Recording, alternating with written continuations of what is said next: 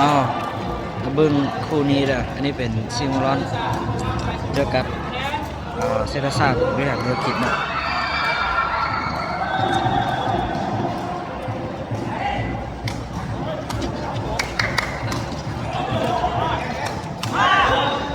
เอาคะแนน1-0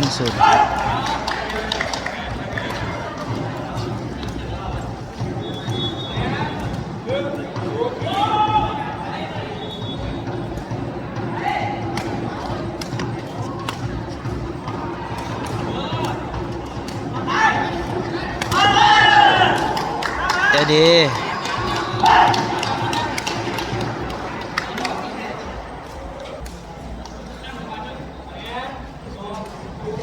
คะแนน2-0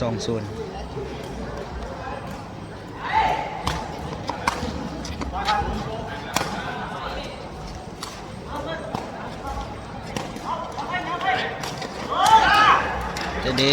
คะแนน3-0คะแนน0-3นะ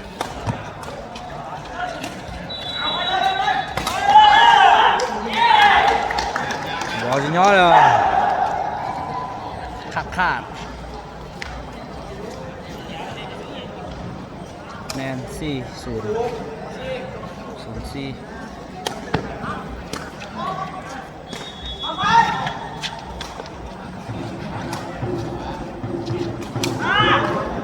ได้เสียนะ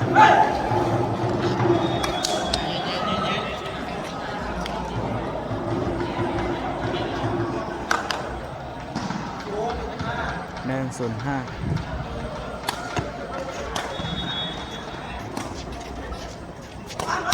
ได้ดีเอาเปลี่ยนเสิร์ฟ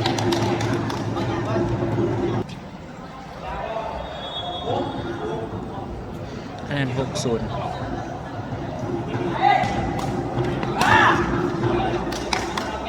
คะแนน7-0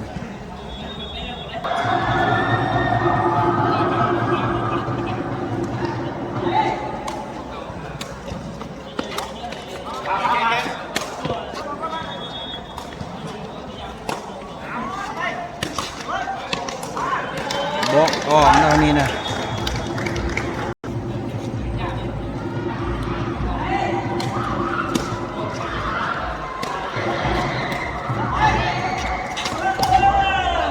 บอยู่เปลี่ยนเสิร์ฟ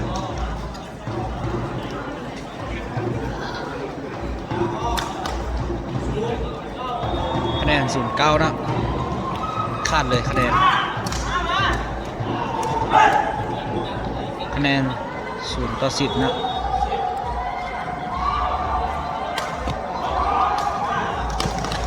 เสิร์ฟออกเอาคะแนน0-11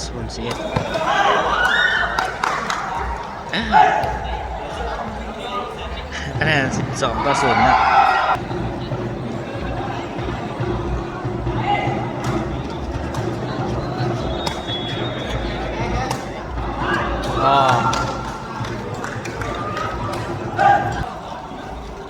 คะแนน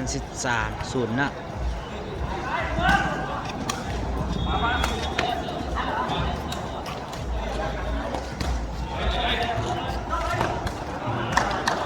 ยอดเสียนี่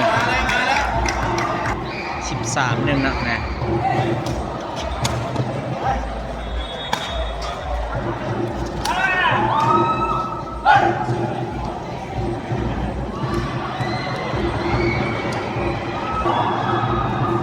1-14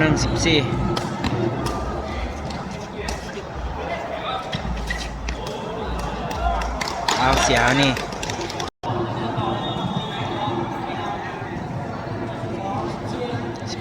2-14นะนะ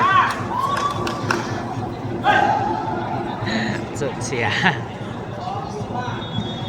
2-15อีก16-2เอาเสียนี่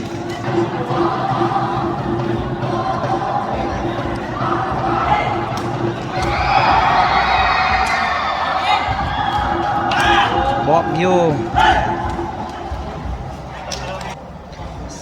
17-3นะคะแนน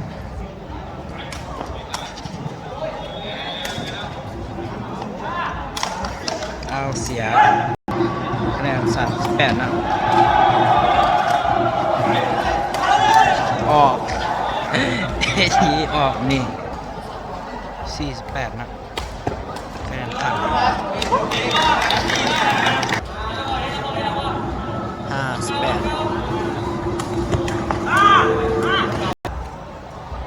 19-5นะ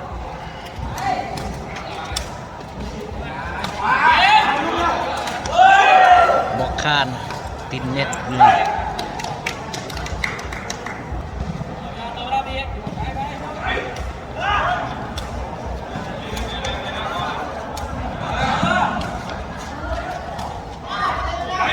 เต้ยาว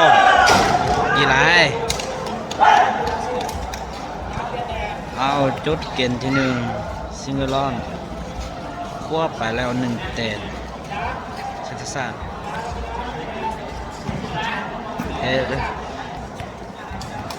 เอาเต้นเดี๋ยวนี้1-0นะซิงเกิลลอน1-0ขาเต้เบอร์7โคตรหลายเจ้าเอามาในเกมที่2นั่นอีก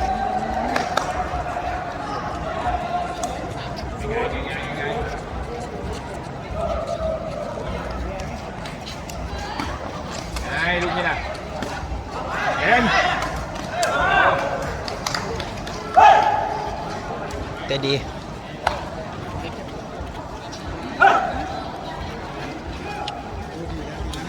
ขอ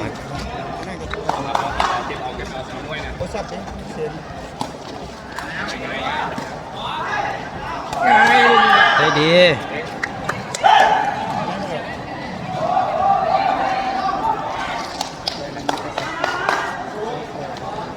แม่น0-2นะซิงเกิลลอนได้ดีไล่เบอร์7นี่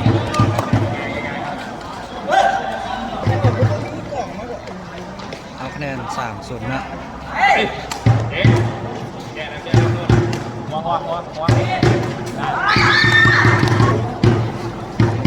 เอา4-0นะ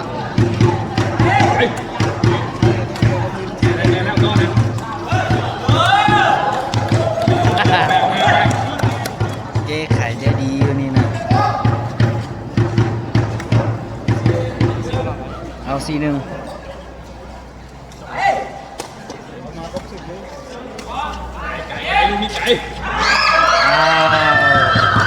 ติดเน็ตบวกคันนะ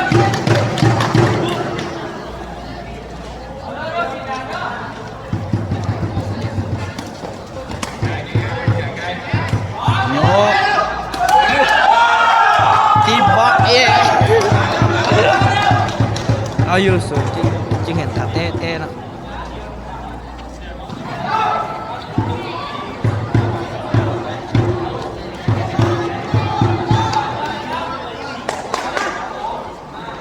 2-5นะ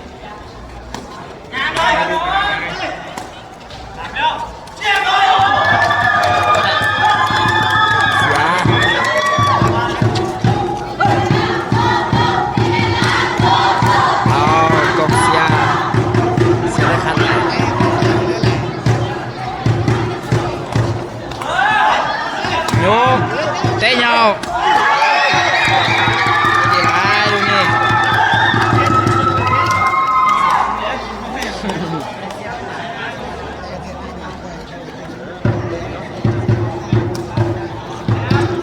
แต่ตอนเด็กเราจะดีกว่ากันตัว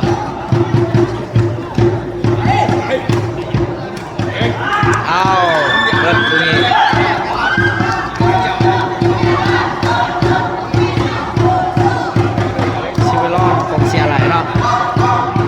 บ่มีคนเสียเลย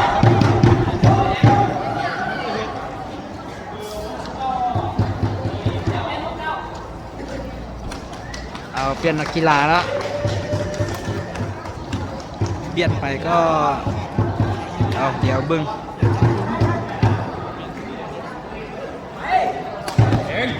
บิด เดี๋ยวแล้ว เอาเสิร์ฟไปครับบ่ได้แตกเข้านี่เสิร์ฟ เก่ง ยกลากอ้อ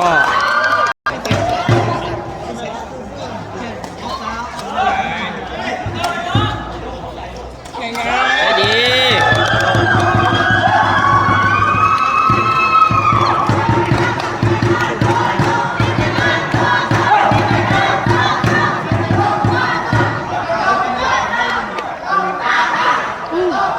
ไม่บ่ได้เห็นเต้เลยยกได้ยาวอ๋อนี่30เนาะแน่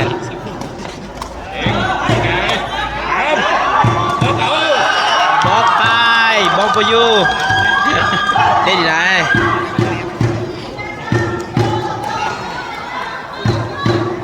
คะแนน3นะกันนะ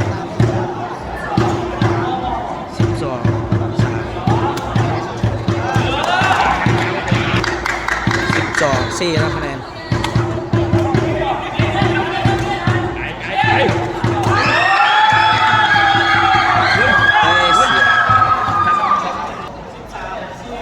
13-4นะ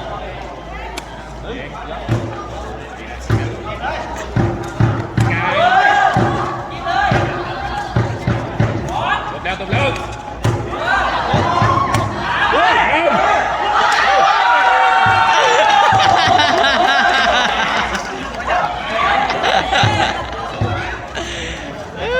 อย่ามาเที่ยว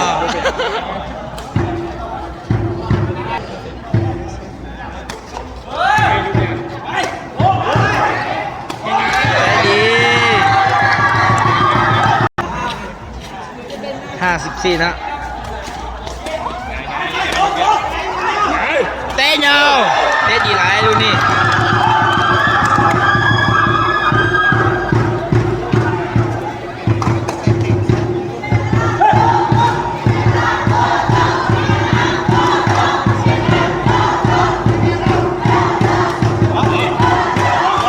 ยกเต้ยาว3เบ็ด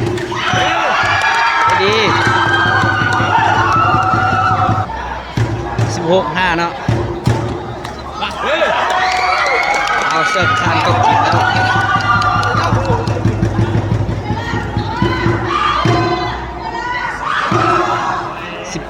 17-5เนาะคะแนนไปไกลแล้วขาดเลยเสีย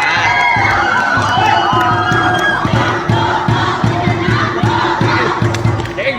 อย่ามาอย่ามา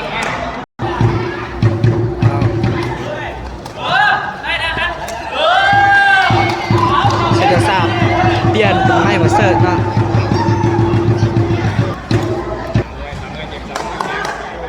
75แล้ว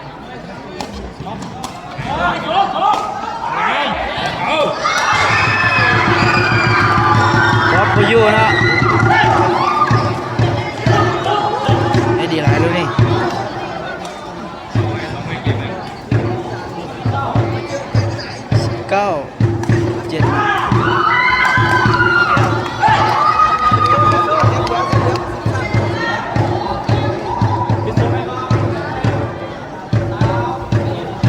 เสาก็7นะ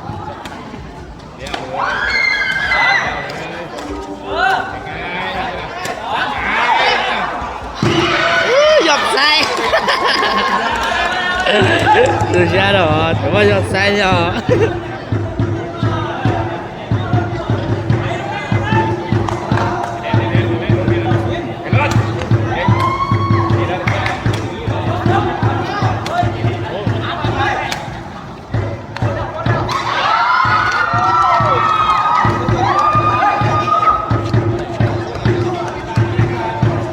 จดเกณฑ์